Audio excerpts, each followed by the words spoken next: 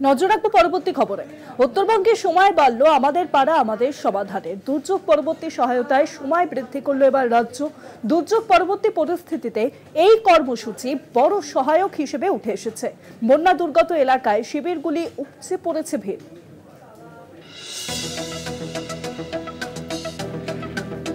প্রাকৃতিক দুর্যোগ ও বন্যা পরিস্থিতির মধ্যে আমাদের পাড়া আমাদের সমাধান কর্মসূচির সময়সীমা বাড়ালো রাজ্য।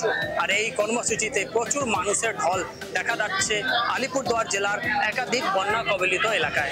বর্তমানে আমরা রয়েছি আলিপুরদুয়ার জেলার হাসিমারা সংলগ্ন বন্যা কবলিত এলাকার চা বাগানে। এখানেও কিন্তু সরকারের পক্ষ থেকে আমাদের পাড়া আমাদের সমাধান শিবির চলছে। আমাদের পাড়া আমাদের সমাধান এই কন্টিনিউ চলছে। আজকে মধুবাগান টি গার্ডেনে চলছে।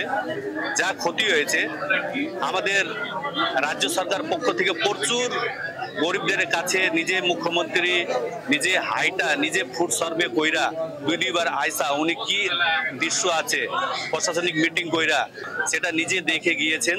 আর সঙ্গে সঙ্গে স্পেশাল আমাদের পাড়া আমাদের সমাধান ওর মাধ্যমে যার যার ডকুমেন্টসগুলো হারায় গেছে মিসিং হয়েছে এই যে প্রাকৃতিক দুর্যোগের জন্য ওনাদেরকে ওইখান থেকে বানানো হবে। কেউ আসছে আধার কার্ড তৈরি করতে, কেউ আসছে শংসাপত্র তৈরি করতে। কেননা গত রবিবার যে উত্তরবঙ্গ জুড়ে বন্যা পরিস্থিতি হয় এর কারণে কিন্তু বিভিন্ন এলাকায় ব্যাপক ক্ষয়ক্ষতি হয়েছে। চা বাগানের শ্রমিক মহল্লায় জল ঢুকে পড়ে ঘর বাড়ি ছাড়তে হয় বাসিন্দাদের। অনেকজনের দেখা গেল কারো আধার কার্ড ভেসে গিয়েছে, কারো ভোট কার্ড ভেসে গিয়েছে।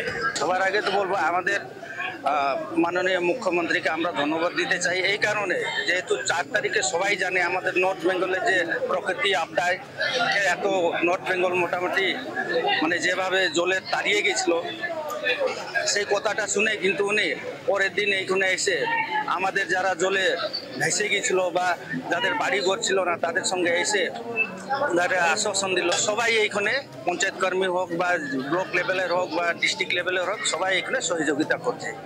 अच्छा कदम है, बहुत सराहनीय कदम है, इसलिए कि सबसे जरूरी आज के डेट में किसी भी आदमी के लिए जो डॉक्यूमेंटेशन है वो अगर नहीं है तो उसके पास कुछ भी नहीं हो सकेगा। तो डॉक्यूमेंट्स अगर उसको फिर से डुप्लीकेट इश्यू हो जा रहा है या नया बना दिया जा रहा है तो उससे बहुत उपकार होगा। প্রশাসনের উদ্যোগকে সাধুবাদ জানাচ্ছেন এলাকার বাসিন্দারাও। আজকে দেখা গেল এই বন্যা কবলিত এলাকার যে শিবির হচ্ছে সেখানে প্রচুর মানুষের ঢল নেমেছে। সবাই আসছে পরিষেবা নিতে। আলিপুরদুয়ার থেকে অজয় শাহ, কলকাতা টিভি।